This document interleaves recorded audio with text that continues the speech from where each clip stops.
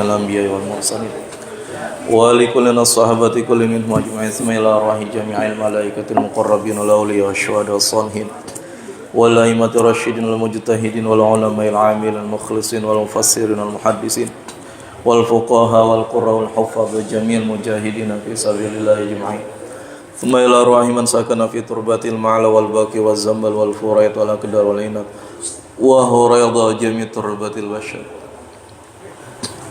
ثم إلى روح فضيلة الشيخ صفي الرحمن المبارك وإلى روح الشيخ محمد رحمة الله وإلى روح الشيخ محمد المفضل وإلى روح سيد الوالد الحبيب حسن بن عبد الله بن مرشاتر وسيد الوالد الحبيب سالم بن عبد الله بن مرشاتر وإلى سيد الوالد الحبيب عبد الرحمن بن الشيخ سالم بن عطاس وإلى روح كيجي مصاني بن أجيل يسوع وصولهم وفراحهم ثم إلى أرواح أبينا وأمهاتنا وأجدادنا وجداتنا ومشايخنا وعمامنا وعمتنا وأخوالنا وخالاتنا ثم إلى أرواح أموات أهل هذه البلدة من المؤمنين والمؤمنات والمسلمين والمسلمات أن الله يغفر لهم ويرحمهم ويولي درجاتهم في الجنة وينفعنا ببركاتهم وأسرارهم وأنوارهم وعلومهم ونفحاتهم في الدين والدنيا والآخرة. الفاتحة. أعوذ بالله من الشيطان الرجيم. بسم الله الرحمن الرحيم. الحمد لله رب العالمين الرحمن الرحيم مالك يوم الدين إياك نعبد وإياك نستعين اهدنا الصراط المستقيم صراط الذين أنعمت عليهم غير المغضوب عليهم ولا الضالين آمين. بسم الله الرحمن الرحيم الحمد لله رب العالمين اللهم صل على سيدنا محمد المفتاح باب رحمة الله عدد ما في علم الله صلاة وسلاما دائمين بالدوام ملك الله وعلى آله وصحبه أجمعين سبحانك لا علم لنا إلا ما علمتنا إنك أنت العليم الحكيم ولا حول ولا قوة إلا بالله العلي العظيم. رب اشرح لي صدري ويسر لي أمري واحلل عقدة من لساني يفقهوا قولي. نوينا التعلم والتعليم والنفع والانتفاع والإفادة والاستفادة والتذكر والتذكير والحث على التمسك بكتاب الله وسنة رسوله والدعاء إلى الهدى والدلالة إلى الخير ابتغاء وجه الله ورضا وقربه وثوابه. اللهم يا من مقاليد الأمور كلها بيده وإليه يرجع الأمر كله يا فتاه يا عليم افتح لنا فتحا قريبا يا فتاه يا عليم يا فتاه يا عليم يا فتاه يا عليم.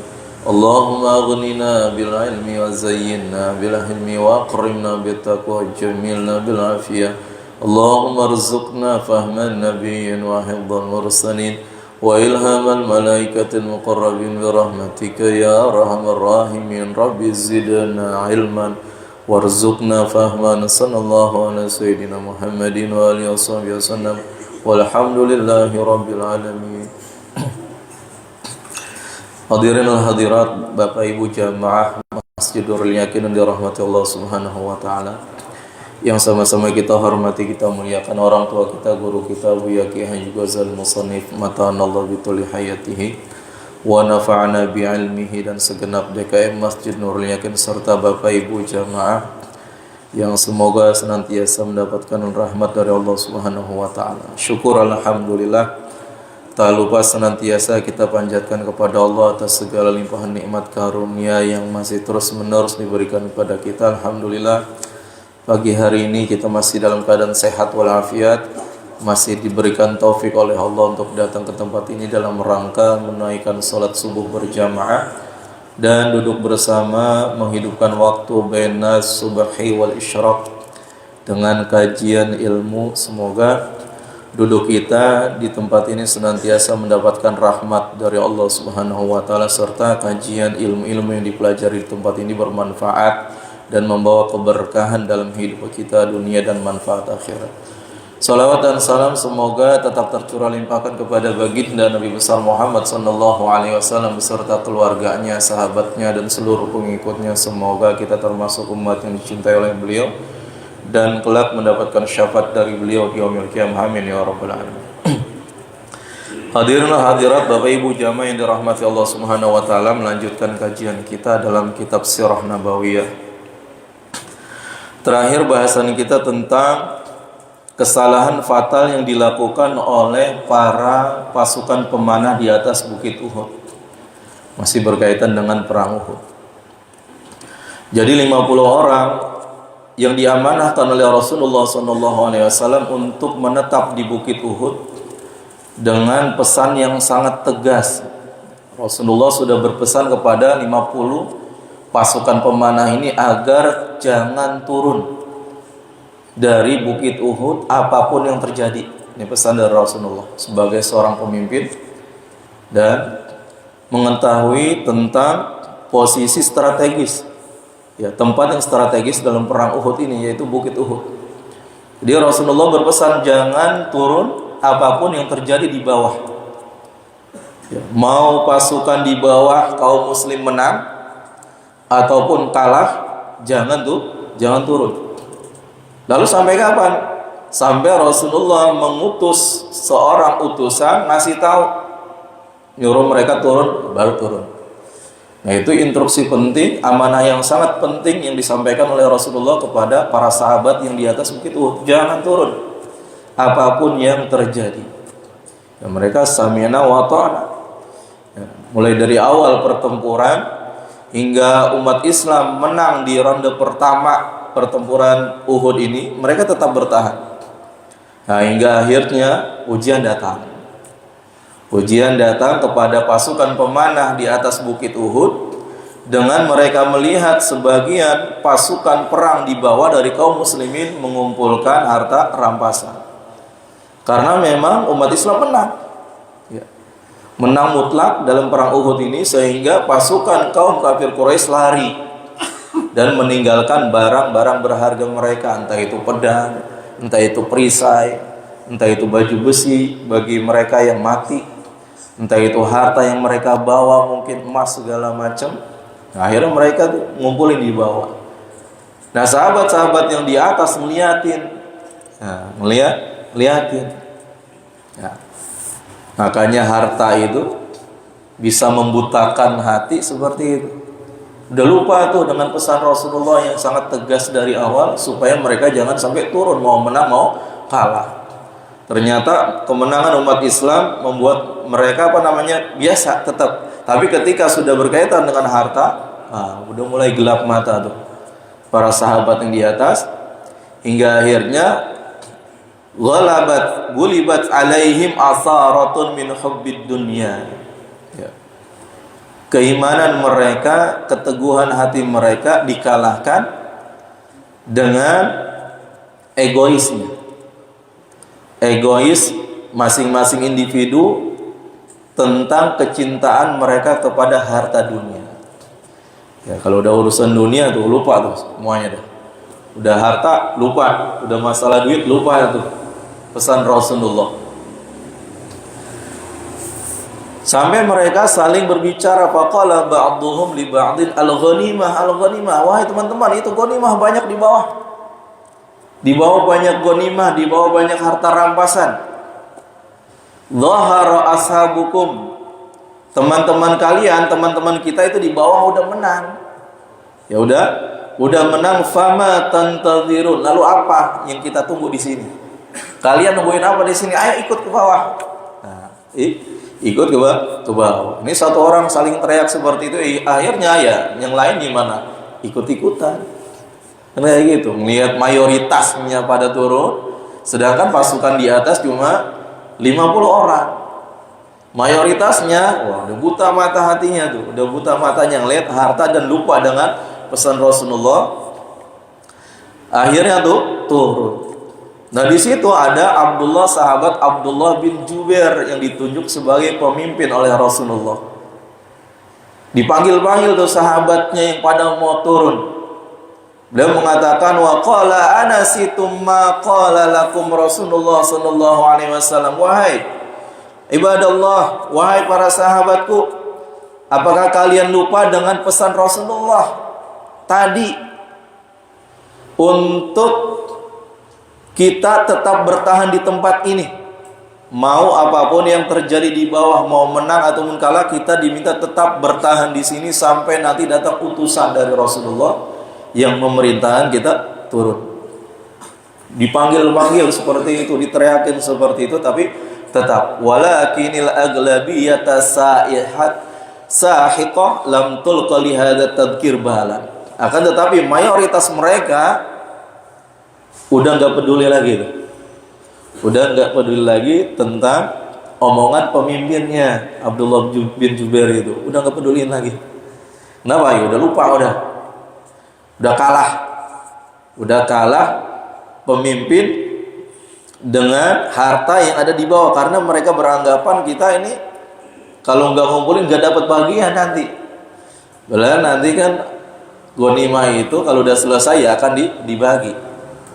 Ya 4/5-nya itu akan dibagikan kepada orang yang ikut berperang. 4/5-nya. Ya 1/5-nya nanti Rasulullah, bagian Rasulullah, bagian Allah, dan bagian orang-orang fakir miskin. Itu akan dibagi. Tapi mereka lupa dengan itu. Hingga akhirnya bagaimana mereka turun. Ketika dipanggil-panggil sama Abdullah bin Jubair, mereka enggak hirau itu, mereka mengatakan wallahi lanatinan nas. Demi Allah kami akan tetap turun, katanya. Kami akan tetap turun, falanusibannal ghanimah, kami akan ikut untuk mengumpulkan harta rampasan. Tsumma ghadara arba'una rajulan aw aktsar haula'i rumma mawaqi'ahum minal jabal. Turun sekitar 40 orang. 40 orang lebih tuh turun. Kalau seandainya yang turun 40 orang aja tersisa cuma 10. Apalagi kalau seandainya yang turun lebih 40 orang. Ini kalimatnya arba'una rajulan au aktsar, 40 lebih turun. Ya 41 lah turun, tersisa tinggal 9 orang. Nah padahal kondisi pasukan panah ini yang kemarin kita sudah baca sedang dipantau oleh panglima perangnya kafir Quraisy yang sangat hebat. Siapa? Sayyidina Khalid bin Walid. Sayyidina Khalid bin Walid ini dari jauh ini udah mantau, melihat di mana ini kelemahan orang kafir Quraisy, sehingga dengan jumlah yang 3 kali lipat kok bisa kalah. Sampai Sayyidina Khalid bin Walid itu kemarin di pertengahan dia mau nerobos pasukan muslim itu dengan pasukan berkuda yang jumlahnya ada 200. Jadi Sayyidina Khalid bin Walid bawa pasukan berkuda khusus 200. Itu pengen nerobos, itu nggak bisa-bisa. Sampai 3 kali nerobos, akhirnya bingung nih. Akhirnya dia keluar dari barisan dengan pasukan berkudanya, mantau dari jauh, ini apa ini? Yang menyebabkan kok pasukan kafir Quraisy nggak bisa menang. Kalah telak di medan peperangan dengan umat Islam. Nah, setelah diperhatikan, oh ternyata di atas ada pasukan panah. Itu yang membuat orang kafir Quraisy kalah dalam perang itu. Nah akhirnya Khalid bin Walid ini sabar nunggu, nggak gegabah nunggu ini. Ada kesempatan sedikit bakal langsung diterjang. Ini nunggu nih Khalid bin Walid.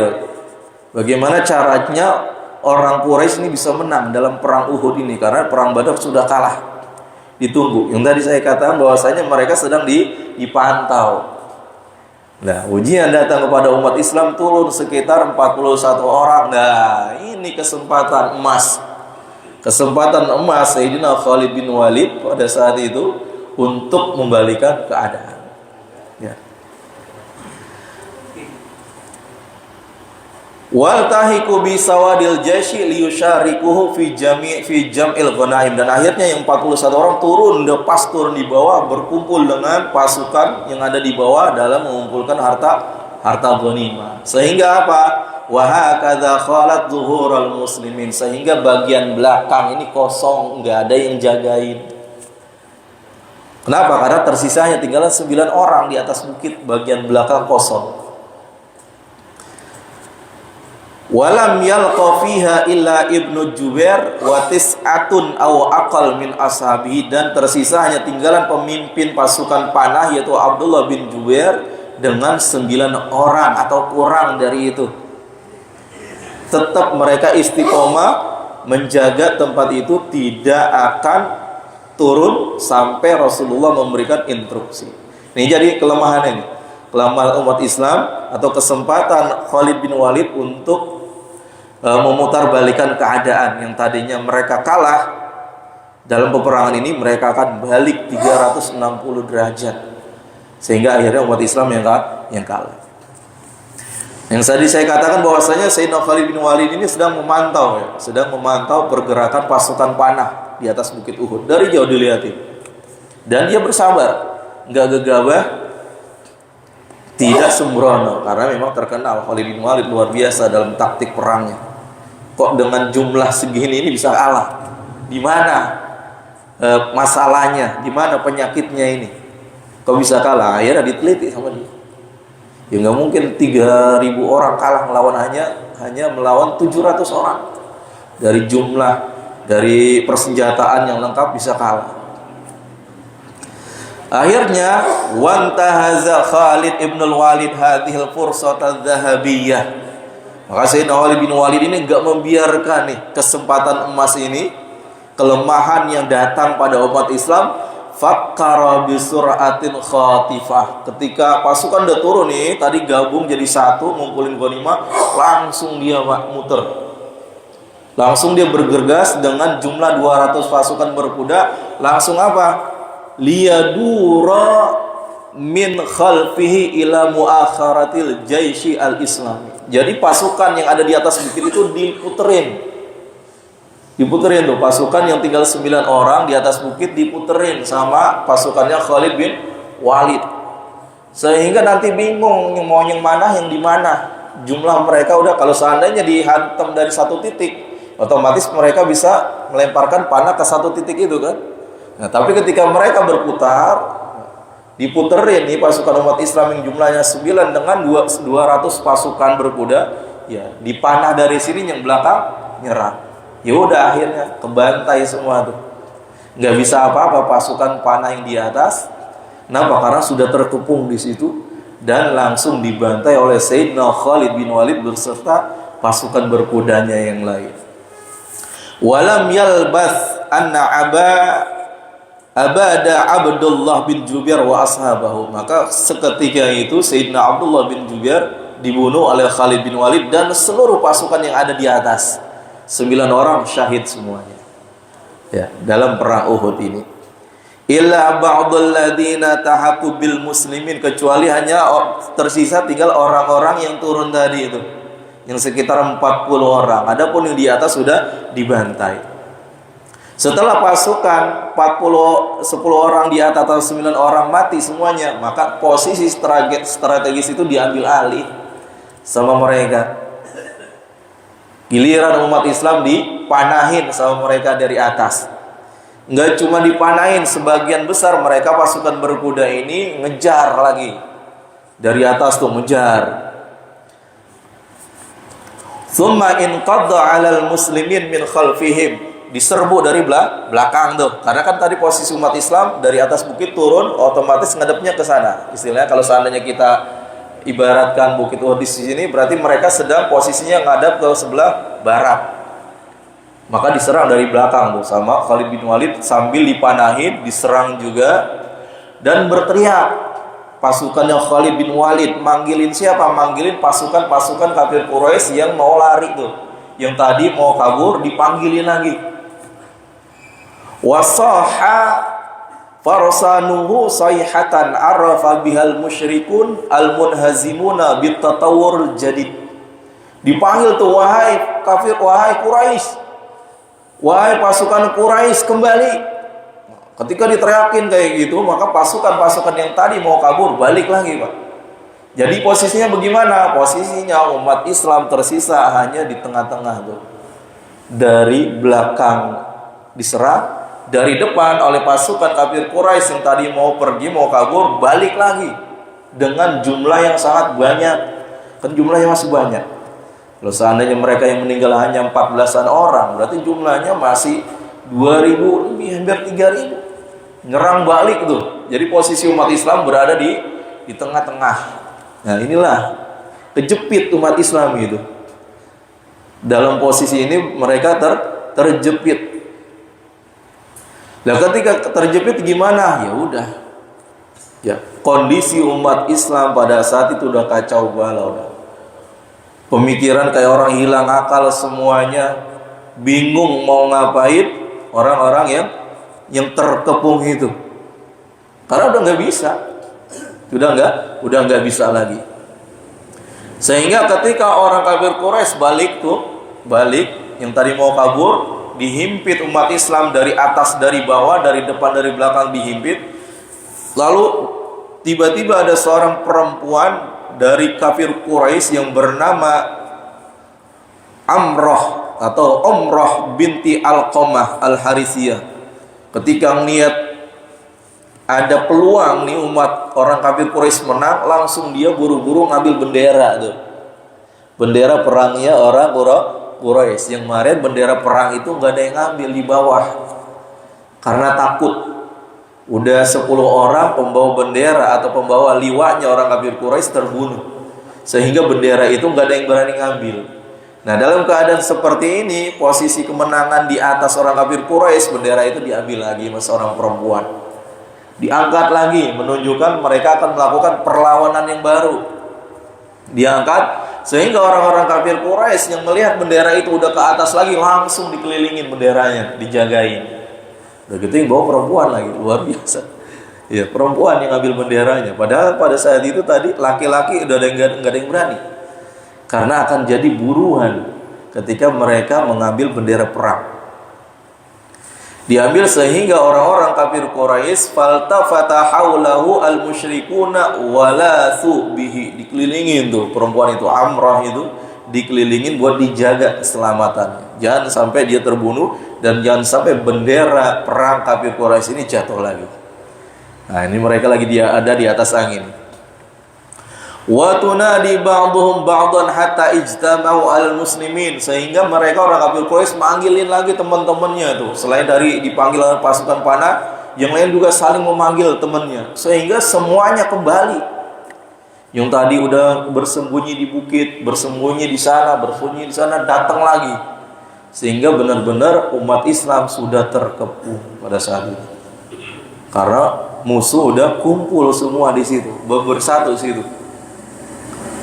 Wa uhital muslimuna minal amam wal khalfa, dan akhirnya umat Islam terjepit, terkepung antara depan dan belakangnya. Depan ada pasukan, belakang ada pasukan berkuda, Khalid bin Walid dan bala tentaranya. Wa waqa'u baina syai'il hayy, dan mereka terjepit di antara dua pasukan besar. Nah, ini gara-gara harta, gara-gara ghanimah, sehingga sahabat itu buta matanya. Nah, sehingga sahabat itu lupa dengan pesan Rasulullah.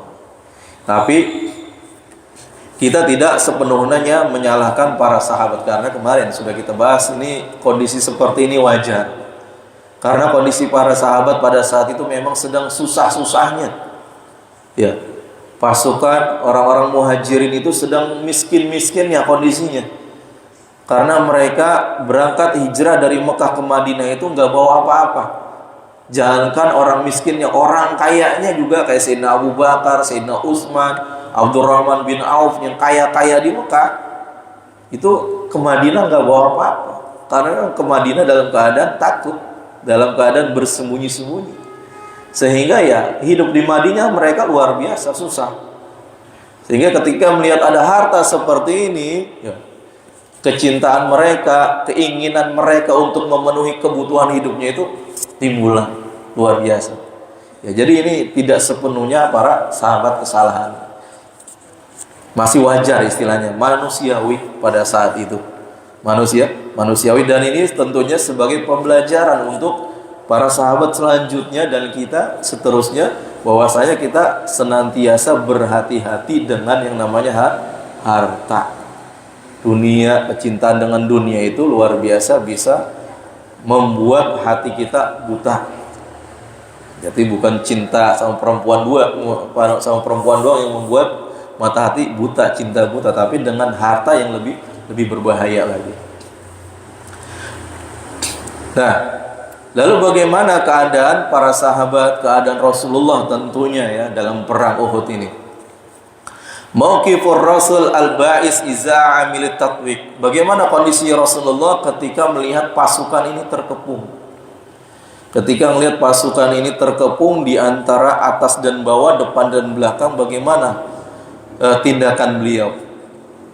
Wa kana Rasulullah sallallahu alaihi wasallam hina idzin fi mafrazatin saghiratin tis'atun nafarin min ashabihi. Sedangkan Rasulullah pada saat itu bersama dengan 9 orang sahabat yang menjaga. Ya, ketika melihat pasukan yang terjepit, beliau bersama 9 orang para sahabat yang menjaga. Fi muakharatil muslimin, di bagian belakang juga tuh Rasulullah posisinya, di bagian belakang memantau pasukan. Wa kana yarqabu mujaladatal muslimin wa mutaridatahumul musyrikin. Ini awal-awalnya sebelum terjadinya pengepungan, Rasulullah memantau tuh bahwasanya umat Islam itu sedang mengeksekusi musuhnya, orang kafir Quraisy, istilahnya menang. Bahkan yang kalah itu dikejar-kejar, yang lari dikejar-kejar. Hingga akhirnya idbughat bi farasani Khalid mubaghatatan kamilah. Hingga akhirnya ketika Rasulullah sedang melihat pasukan umat Islam yang menang, tiba-tiba kok datang Khalid dari belakang. Ya, menyerang dengan penyerangan yang sangat sempurna. Mengepung umat Islam dengan sangat sempurna. Fakana amamahu tariqan. Nah, ketika Rasulullah melihat keadaan ini, melihat keadaan pasukan yang terkepung tadi, beliau itu hanya punya 2 pilihan istilahnya. Ketika awal yang lihat pasukan menang, beliau gembira. Tapi ketika melihat pasukan terkepung, terjepit seperti ini, beliau hanya memiliki 2 pilihan dalam menghadapi kondisi ini. Yang pertama, imma an yanjua bi sur'ati bi nafsihi wa bi ashabi atis'ah ila malja'in ma'munin. Pilihan pertama, beliau itu menyelamatkan diri. Ini pilihan pertama. Menyelamatkan diri secara cepat dengan 9 orang sahabatnya ke tempat yang aman, istilahnya nih. Ini pilihan pertama nih. Ketika melihat sahabat terkepung seperti ini, pilihan pertama Rasulullah kabur istilahnya, menyelamatkan diri dengan 9 orang ini. Wa yatruku jayshahu al-mutawwiq ila masirhi al-maqdur. Ya, kalau seandainya Rasulullah tinggalkan otomatis Rasulullah meninggalkan tuh pasukannya yang dikepung dan membiarkan mereka menuju takdir yang telah Allah tentukan. Ya, kalau udah dikepung gitu kira-kira gimana? Kalau mereka melawan pasti terbunuh. Kalau mereka menyerah pasti tertawan, itu doang. Istilahnya ini analisis dari pengarang kitab ini. Bukan Rasulullah kabur, bukan. Ini cuma ada sebagai analisis dari pengarang kitab ini. Bahwasanya dalam keadaan seperti ini, ya pastinya tentunya Rasulullah hanya punya 2 pilihan. Kabur meninggalkan para sahabat, ya udah biarin dah. Emang udah takdirnya mereka mati, istilahnya kayak gitu. Atau tertawan, ya udah dibiarin. Istilahnya pemimpin yang gak peduli, hanya memikirkan diri sendiri istilahnya. Ini sebagai analisis saja. Atau wa imma an yukhatira bi nafsi, atau Rasulullah mempertaruhkan nyawanya untuk menolong, untuk membela para sahabat yang terkepung itu. Ini 2 pilihan. Fayad'u ashabahu liyajma'ahum haulahu wa yattakhidha bihim jabhatan qawiyatan yashqu biha at-tariq li jayshi al-matruk ila hadabi Uhudin. Atau Rasulullah tadi mempertaruhkan nyawanya dengan cara apa? Dengan cara memanggil para sahabat. Wahai ibadallah, ayo kemari. Ya. Itu sama saja kan mempertaruhkan nyawanya. Kenapa? Karena umat orang kafir Quraisy itu tujuan perang Uhud itu cuma ingin membunuh 2 orang. Tujuan utamanya membunuh Sayyidina Hamzah bin Abdul Muttalib dan membunuh Nabi Muhammad. Itu tujuan utama mereka tuh dalam perang Uhud. Ya, selain ingin membalikan nama mereka, nama baik mereka, kewibawaan mereka yang kalah dalam perang Badar, tapi tujuan utamanya ini, membunuh Sayyidina Hamzah dan membunuh Rasulullah. Sayyidina Hamzah sudah terbunuh, tinggal Rasulullah. Maka ketika Rasulullah memanggil pasukannya, otomatis itu akan memancing pasukan musuh untuk menuju Rasulullah. Karena pada Rasulullah kan orang gak ada yang tahu pakai baju besi semuanya. Pasukan, termasuk Rasulullah pakai baju besi, sehingga musuh nggak tahu di mana Rasulullah, di mana Muhammad. Atau itu ya pilihannya, memanggil para sahabatnya untuk menyelamatkan diri, posisinya menuju Rasulullah. Tapi dengan demikian sama saja Rasulullah memanggil musuh untuk mendekatinya. Itu pilihannya. Maka kata musannif di sini, wa hunaka tajallat abqariyatur Rasul sallallahu alaihi wasallam wa syuja'atahu al-munqati'ah an-nadhir. Maka dalam keadaan seperti ini terlihat jelas kecerdasan, kejeniusan Rasulullah sallallahu alaihi wasallam dan keberaniannya. Yang keberaniannya ini kata musannif al-munqati'atan nadhir, enggak ada tandingannya. Tidak ada orang yang memiliki keberanian seperti keberaniannya Rasulullah. Apa yang beliau lakukan? Faqad rafa'a sautahu yunadi ashabahu ilayya ibadallah. Dipanggil benar tuh Rasulullah, wahai ibadallah sini menuju saya. Wahai para sahabatku sini datang kepada saya. Sehingga ketika Rasulullah teriak, otomatis musuh itu pada dengar, wah itu Muhammad tuh. Itu Muhammad di sana. Kenapa? Ya. Wa huwa ya'rifu anal musyrikina sawfa yasma'una sautahu qabla an yasma'ahu muslimun. Sedangkan Rasulullah tahu kalau Rasulullah teriak, manggil-manggil sahabatnya, otomatis yang pertama kali dengar itu bukan sahabat-sahabat yang dipanggil, tapi musuh. Karena musuh itu lebih dekat posisinya dengan Rasulullah. Tapi Rasulullah itu udah enggak menghiraukan itu. Beliau udah istilahnya enggak ada takutnya. Mau dibunuh, mau diparanin, mau disamperin, nggak masalah. Tapi tetap Rasulullah panggil para sahabatnya untuk apa? Untuk berkumpul kepadanya. Ini kan sama saja mempertaruhkan nyawanya. Ketika sedang diburu dan musuh nggak tahu posisi beliau di saat di mana, tapi beliau angkat suara, memanggil-manggil para sahabatnya untuk datang kepadanya, berkumpul di satu titik untuk bertahan. Otomatis musuh langsung tahu, oh itu Muhammad tuh, paranin, serang. Sehingga benar saja ketika Rasulullah sallallahu alaihi wasallam memanggil, wa fi'lan faqad alima bihil musyrikun. Benar. Ternyata sebelum sahabatnya dengar itu suaranya Rasulullah yang memanggil, orang kafir Quraisy sudah dengar duluan. Sehingga apa yang dilakukan oleh orang Quraisy, fa khallasu ilaihi, rangsek tuh. Jadi ini kan posisi orang ribuan kan ya. Jadi ketika dengar suara Nabi Muhammad SAW, langsung mereka merangsek menuju Rasulullah, memburu Rasulullah itu, dirangsek. Qabla an yasila ilaihil muslimun. Orang kafir Quraisy sudah merangsek menuju Rasulullah sebelum orang Muslim datang, sebelum orang Muslim menghampiri Rasulullah. Udah dirangsek duluan tuh, dirangsek dan dideketin. Namun di sini kita belum membaca bagaimana posisi Rasulullah dalam perang Uhud ini.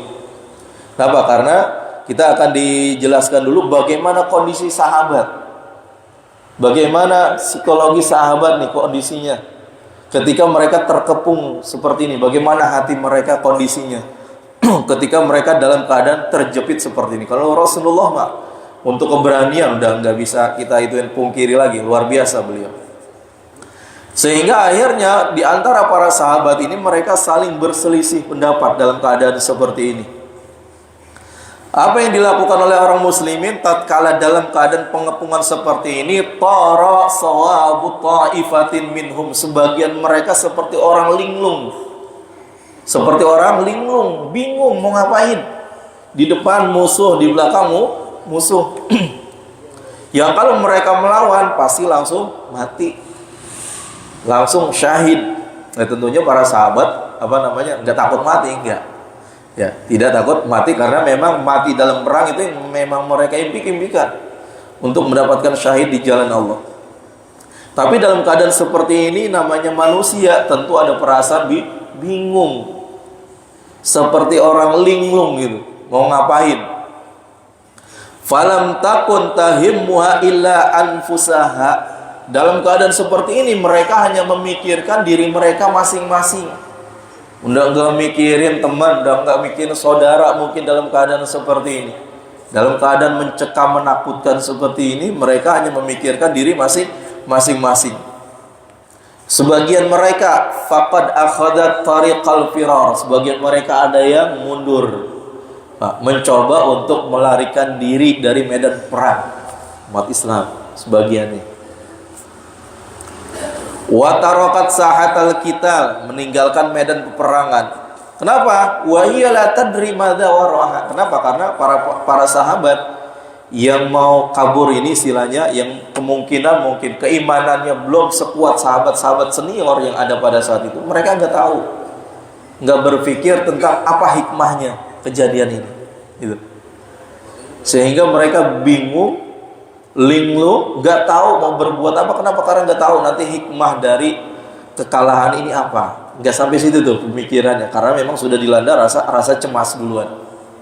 Nggak tahu apa itu hikmahnya nanti. Nah, sebagian lagi wafarra min hadhihi taifah ba'dhum ila Madinah, dan sebagian lagi ada yang mau lari langsung ke Madinah. Hatta dakhalaha, sehingga mereka mau masuk kota Madinah udah lari. Padahal jaraknya itu dari Uhud ke sana sangat jauh. Wantalaqa ba'dhum ila ma fawqal jabal, sebagian lagi ada yang mau naik ke atas bukit lagi. Bukan bukit rumah ya yang dinaikin oleh pasukannya Khalid, bukan, bukit yang lain lagi, karena kan banyak bukit. Wa raja'at ta'ifatun ukhra fakhtalatat bil musyrikin, dan sebagian lagi pasukan muslim ada yang berbaur dengan orang kafir Quraisy. Berbaur atau bercampur sehingga tidak dikenali lagi mana pasukan muslim, mana pasukan musuh. Saking takutnya berbaur tuh. Ada yang kabur ke atas gunung mau ke Madinah, lari dari medan perang. Nah, ada yang mereka memberanikan diri gabung dengan pasukan musuh sehingga tidak dikenali itu. Sehingga tidak dikenali mana pasukan Islam, mana pasukan musuh. Wal tabasal askarani, bersatu dua pasukan. Falam yatamayyaza, nggak bisa dibedain. Berarti pakaiannya itu sama, pakaian perang. Ya, kalau kita lihat di film itu kan, gambaran perang Uhud, perang Badar itu kan umat Islam semuanya pakainya baju putih ya, beda pasukannya. Ya kalau seandainya seperti itu, ya bisa dibedain dong antara musuh dan umat Islam Muslim. Tapi kalau di sini tidak bisa dibedakan, berarti pakaiannya sama. Pakaiannya sama pasukan Islam dengan musuh. Sehingga ya, karena kan orang ribuan ya. Seandainya umat Islam, jangankan umat Islam, orang kafir Quraisy, umat Islam yang 700 itu, yang jumlahnya tinggal 700, enggak mungkin kenal semua itu orang.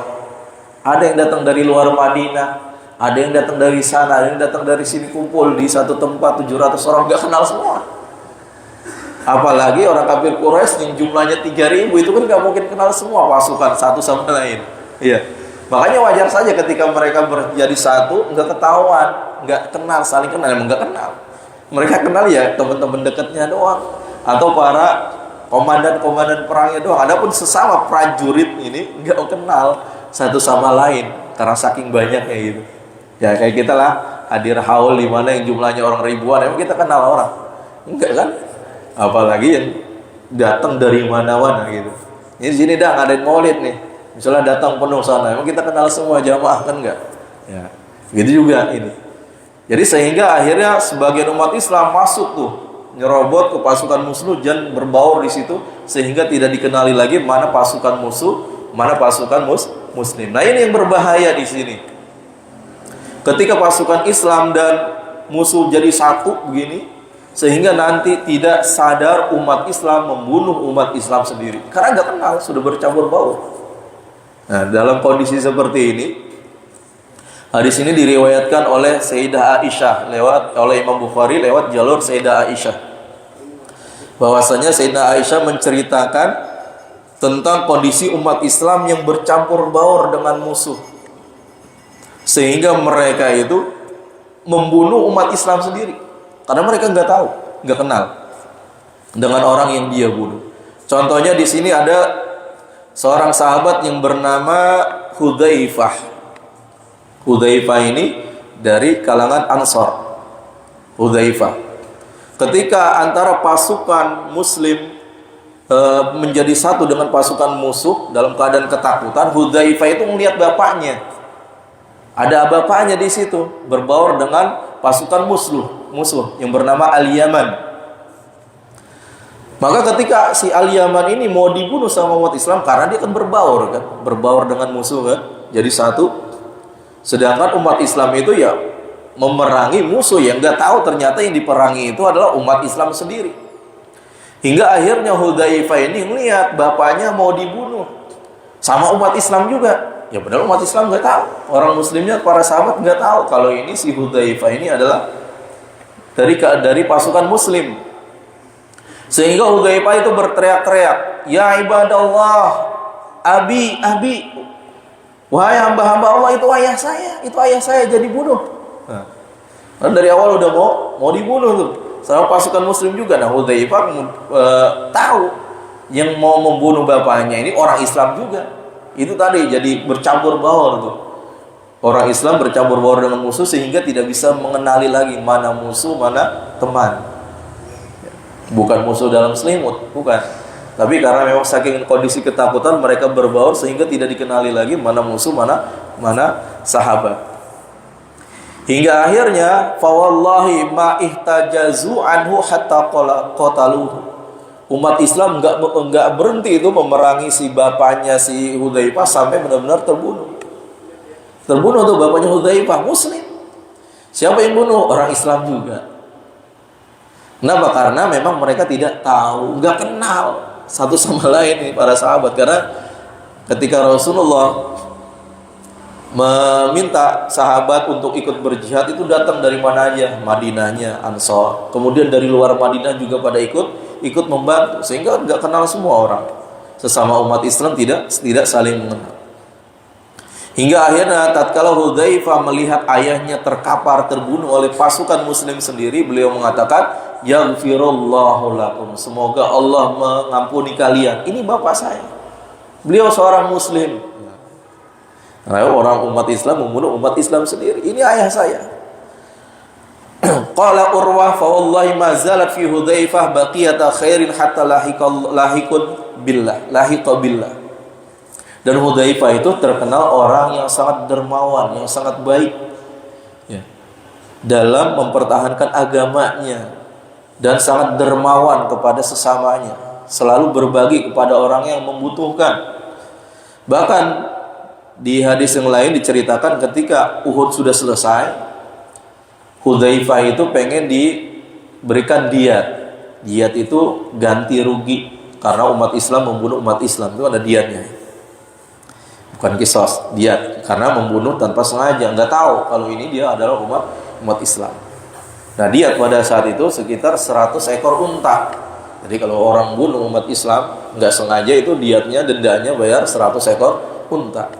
Nah, itu mau dibayarin oleh Rasulullah. Wahai Hudzaifah, ini diyat atas terbunuhnya ayahmu dalam perang Uhud, karena yang membunuh umat Islam. Lalu apa kata Hudzaifah? Tasaddaqtu bidiyatihi 'alal muslimin. Ya Rasulullah, ya udah diyat bapak saya ini saya sedekahkan saja kepada umat Islam. Buat umat Islam aja. Enggak diterima. 100 ekor unta, Pak. Berapa tuh duit? Kalau sekarang. Ya, kalau satu ekornya aja sampai 50 juta. Wah, bisa bikin punya rumah baru, mobil baru semua, bisa kawin lagi. Ya. Kalau orang pikirannya dunia terus ya itu. Tapi beliau enggak. Sehingga ketika beliau menyedekahkan diyat itu, maka fazada dzalika Hudzaifah khairan indan Nabi. Kedudukannya itu semakin baik di sisi Rasulullah sallallahu alaihi wasallam. Nah, ini akibat apa? Akibat percampuran antara pasukan Islam dengan pasukan musuh. Mereka bersatu sehingga tidak bisa dibedakan lagi mana teman, mana lawan, dan akhirnya di antara umat Islam ada yang saling membunuh. Nah, itu sebagian pasukan tuh. Sebagian pasukan ada yang kabur tadi ke Madinah, ada yang ke atas bukit, ada yang menjadi satu dengan musuh. Ini kondisi pasukan yang ada pada saat itu. Kemudian sebagian lagi wa hadhihi ta'ifah dakhilu sufufa irtibatun syadidun. Jadi pada mayoritas pasukan umat Islam itu terjadi kekacauan, kegalauan, kebingungan yang luar biasa. Bingung. Wa tahu minha al-kasirun. Sebagian besar pasukan umat Islam dalam keadaan bingung mau ngapain. La yadruna aina yatawajjahun. Bingung mau ngapain nih kita dalam posisi seperti ini, dalam kondisi terkepung seperti ini. Nah, ketika mereka dalam keadaan bingung, dalam keadaan kacau balau hatinya, tiba-tiba ada orang yang berteriak, idh sami'u sa'ihan yasihu inna Muhammadan qad qutila. Ada yang teriak nih, inna Muhammadan qad qutil, sesungguhnya Muhammad itu telah terbunuh. Ini sahabat lagi bingung, lagi galau, tiba-tiba ada yang teriakin bahwasanya Rasulullah terbunuh. Lagi galau, lagi bingung, pemimpin utama, orang yang sangat dicintai katanya terbunuh. Kira-kira bagaimana? Fatarat baqiyatu sawabihim. Maka hilanglah udah tuh perasaan mereka. Udah kayak mati, Pak. Kayak mati rasa udah. Bingung. Udah kayak patung ketika mendengar teriakan bahwasanya Rasulullah telah meninggal. Itu kayak orang gila udah nggak sadar. Tambah bingung, tadi bingung, tambah kacau pikirannya. Wa ruhul ma'nawiyah wan harat ruhul ma'nawiyah, semangatnya udah nggak ada sama sekali. Udah orang nggak ada semangat mau hidup lagi udah. Ketika dikabarkan Rasulullah meninggal dunia. Au kadat tanharu fi nufusi katsir min afradiha. Hampir mayoritas semuanya mereka dalam keadaan bingung dan gak ada lagi semangat juangnya, sampai-sampai wa alqa bi aslihatihi mustaqinan, dibuang tuh senjatanya. Yang megang tombak dia buang tombaknya, yang megang pedang dia lemparin pedangnya, yang megang busur panah dilemparin busur panahnya. Mustaqinan, dalam keadaan pasrah. Nah, mau bunuh saya silahkan. Udah nggak ada perlawanan istilahnya umat Islam. Udah nggak ada lagi itu keinginan untuk berperang karena mendengar Rasulullah telah meninggal. Udah bingung mau ngapain lagi, Rasulullah udah nggak ada. Sebagian sahabat seperti itu. Wa fakkara akharun fil ittisal bi Abdullah bin Ubay liyakhudha lahum al-aman min Abi Sufyan. Sebagian sahabat lagi ada yang berpikiran aneh lagi. Dia pengen datengin si Abdullah bin Ubay, mau minta jaminan keselamatan. Ya, Abdullah bin Ubay itu padahal udah melarikan diri sebelum peperangan dengan 300 orang. Itu orang-orang munafik semuanya mundur dalam perang Uhud, 300. Nah, ini orang, sebagian sahabat ada yang pengen menghubungi Abdullah bin Ubay minta jaminan keselamatan dari Abu Sufyan supaya nggak dibunuh. Supaya tidak dibunuh dalam pertempuran ini. Kalau seandainya nanti bisa ditebus. Nah, ini kondisi para sahabat. Kondisi para sahabat dalam perang Uhud luar biasa. Kekalutannya itu luar biasa. Nggak tahu, kita bisa terbayang nggak dalam kondisi seperti ini.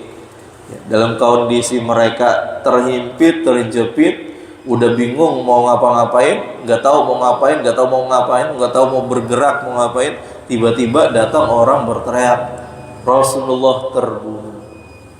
Tambah dengan berita Rasulullah terbunuh, udah ruh jihadnya mereka seperti mati rasa, kayak orang stroke udah.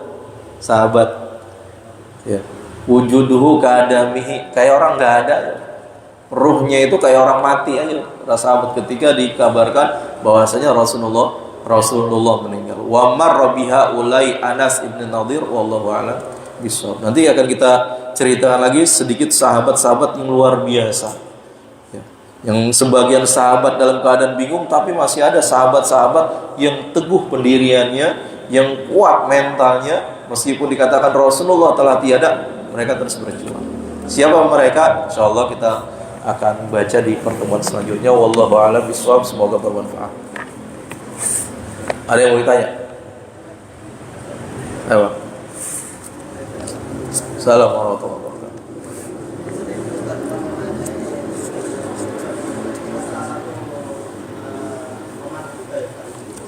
Salah satu Abdullah bin Ubay. Hah?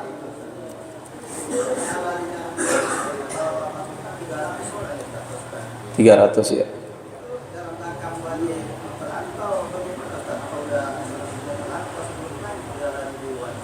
Oh gitu. Hmm. Oh gitu. Mungkin waktu bahas itu abang nggak ada.